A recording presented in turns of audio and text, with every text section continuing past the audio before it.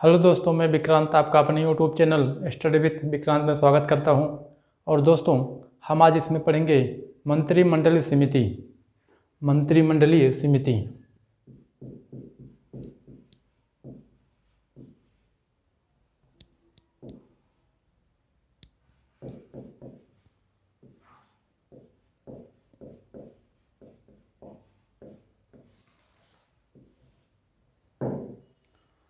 दोस्तों, मंत्रिमंडलीय समिति जो भी हैं उनका संविधान में किसी भी प्रकार से चर्चा नहीं किया गया है।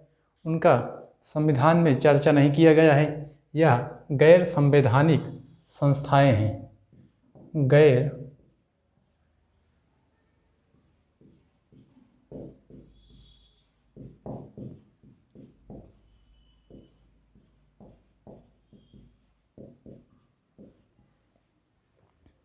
दोस्तों, इनका संविधान में कहीं चर्चा नहीं किया गया है। केवल इनका चर्चा कार्य नियमों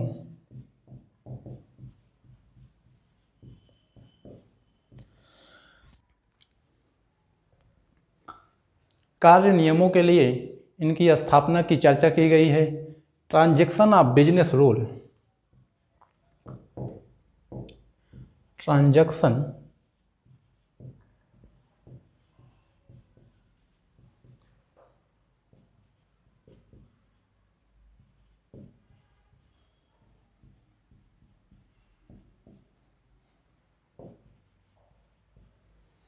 दोस्तों, इनकी चर्चा ट्रांजैक्शन ऑफ बिजनेस रूल 1961 में की गई है। संविधान में इनकी चर्चा नहीं की गई थी। इनकी चर्चा कार्य नियमों के लिए एक प्रकार से समितियां बनाने की चर्चा की गई थी। और इनका जो 1961 में बनाया गया है ट्रांजैक्शन ऑफ बिजनेस रूल, इनके तहत इनकी समितियों की बनाने की व्यवस्था की गई है। और दोस्तों, अब हम आते हैं, देखते हैं कि समितियां कितने प्रकार की होती हैं। दोस्तों, अब हम आते हैं, देखते हैं समितियां कितने प्रकार की होती हैं। समितियों के प्रकार।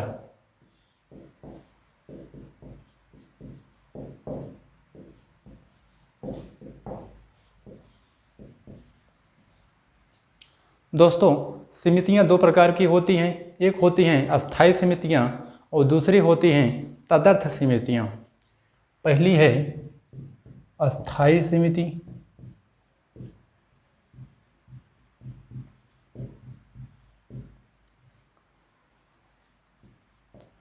दूसरी है तदर्थ समिति।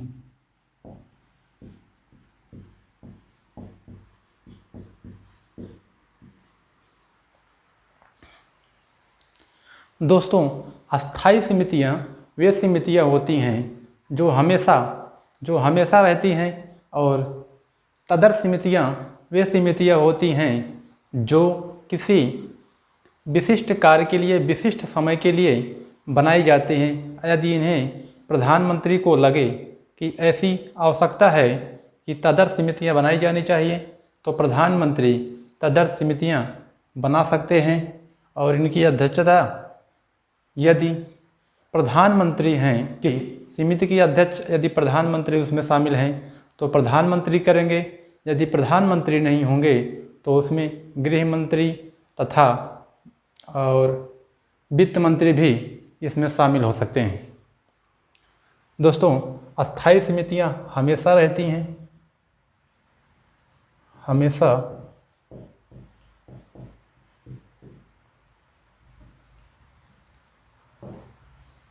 तदर्थ समितियां किसी विशेष कार्य के लिए बनाई जाती हैं, किसी विशेष कार्य के लिए।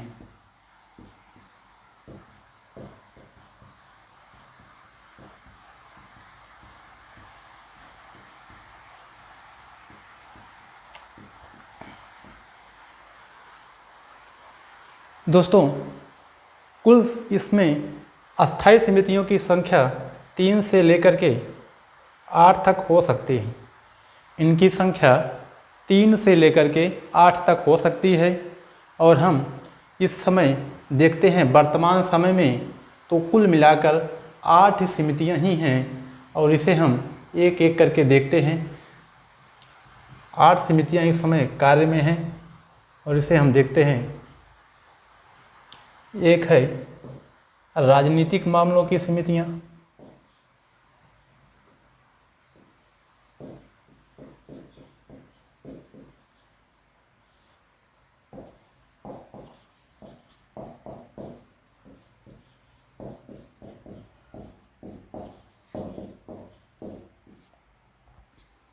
और दोस्तों दूसरा है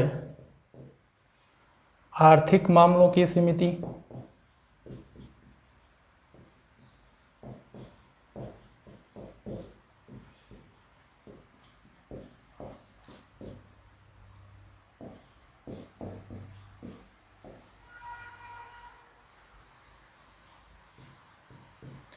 दोस्तों इसमें तीसरा है सुरक्षा मामलों की समितियां।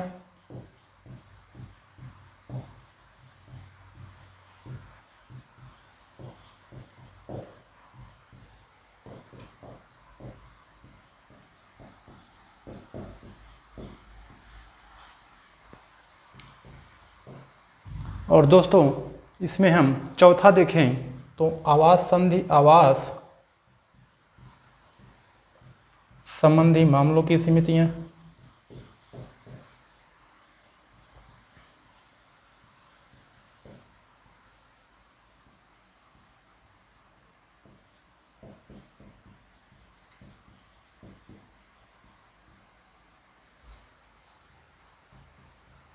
इसमें पांचवा देखें तो नियुक्ति मामलों की समिति।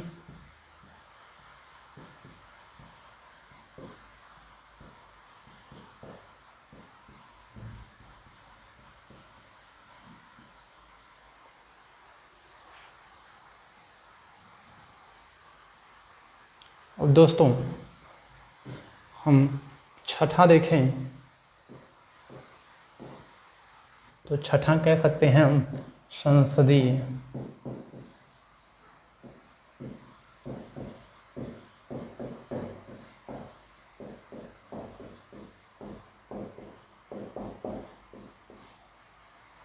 और इसमें सातवां देखें तो सातवां कह सकते हैं जो अभी बना है हाल में करंट में, हम इसे देखें जो बना है तो आवास, रोजगार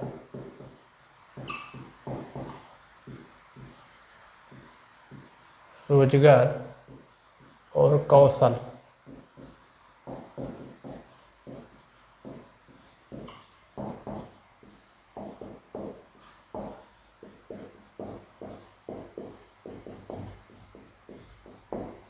दोस्तों अभी सातवां जो बना है हाल ताज में वह है रोजगार और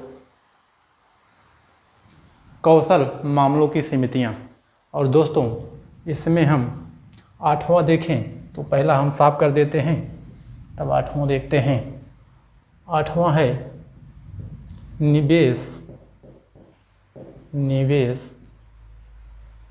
निवेश संबंधित मामलों की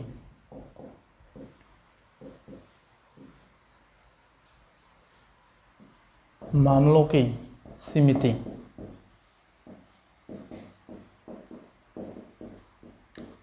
दोस्तों अभी आपको पता होगा कि आर्थिक व्यवस्था जो है हमारी चरमरा गई है, कुछ सुस्त हालत में है, ऐसा आर्थिक विशेषज्ञों का अनुमान है।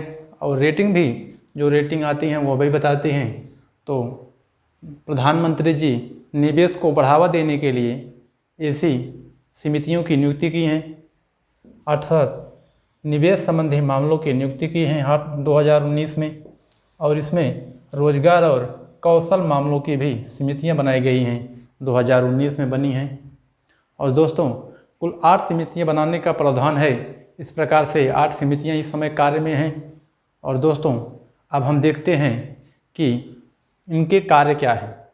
तब दोस्तों तो अगर हम हमने दोस्तों एक राजनीतिक मामलों को मिटा दिया है, तो राजनीतिक मामलों को हम देख लेते हैं।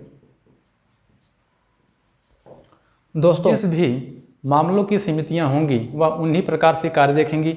जैसे राजनीतिक मामलों की समितियां राजनीतिक संबंधी जो भी होंगे विचार उन्हें देखेगी। आर्थिक मामलों की समितियां आर्थिक जो भी संबंध होंगे, आर्थिक समस्याएं जो भी होंगी उन पर चर्चा करेगी। सुरक्षा से संबंधित मामलों की, जो भी सुरक्षा सेनाएं से संबंधित होंगी, किसी प्रकार से आक्रमण उक्रमण की, इन प्रकार से सुरक्षा मामलों की स्थिति देखेंगी। आवास संबंधी मामले जो होंगे उसे आवास समिति देखेगी। नियुक्ति जो किसी भी उच्च पदों पर, जैसे बैंक में, वित्त में आदि में जो किसी भी प्रकार से नियुक्ति को होगी, वह नियुक्ति की मामलों के देखेगी। तो दोस्तों, इसमें निवेश संबंधी, निवेश को बढ़ावा देने के लिए जो भी विचार किए जाएंगे, जो भी मंत्रिमंडल होगी विचार करेगी। और रोजगार, इसमें रोजगार पैदा करने और कौशल शिक्षा जो भी होगी उसे प्रदान करने के लिए किया जाएगा। इसमें संसदीय कार्यवाही जो होती है उनसे संबंधित मामलों की समितियां देखेंगी, संसदीय मामलों की समितियां। तो दोस्तों, हमने देखा कि जिस प्रकार से जिस भी संबंधी मामलों की समितियां होंगी वह उन्हीं कार्य देखेंगी। इसमें दोस्तों सबसे सर्वशक्तिशाली जो समितियां हैं वह पहली थी राजनीतिक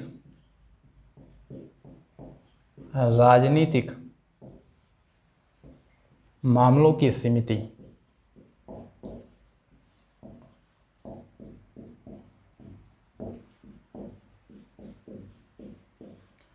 दोस्तों, इनकी अध्यक्षता प्रधानमंत्री जी करते हैं और आर्थिक जो मामलों की समितियां थी उनकी भी अध्यक्षता प्रधानमंत्री करते हैं, तथा और भी जो समितियां होंगी उनकी अध्यक्षता अगर प्रधानमंत्री हैं तो प्रधानमंत्री जी करेंगे, अन्यथा उन संबंधित जो मामले होंगे उनकी, जैसे सुरक्षा के हो गए तो सुरक्षा के गृह मंत्री जी करेंगे।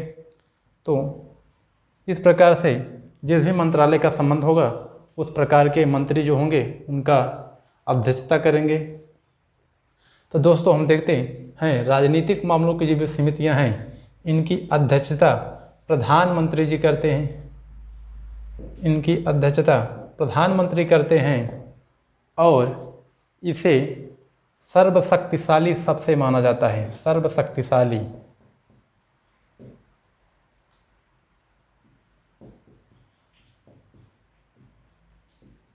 दोस्तों, 8 समितियों में सबसे सर्वशक्तिशाली जो समितियां हैं वह राजनीतिक मामलों की समितियां हैं और इसे सुपर कैबिनेट कहा जाता है, सुपर कैबिनेट।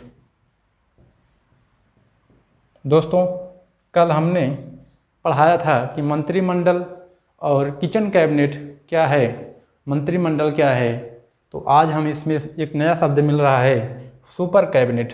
तो दोस्तों, इसे किचन कैबिनेट और सुपर कैबिनेट से अंतर बना कर रखिएगा, अंतर समझ लीजिए। उसमें 15 से 20 मंत्री होते हैं, इसमें केवल राजनीतिक मामलों की जो समितियाँ होती हैं उसे ही सुपर कैबिनेट कहा जाता है, तो इसे सुपर कैबिनेट कहा जाता है। बस दोस्तों, आज के लिए इतना ही। धन्यवाद।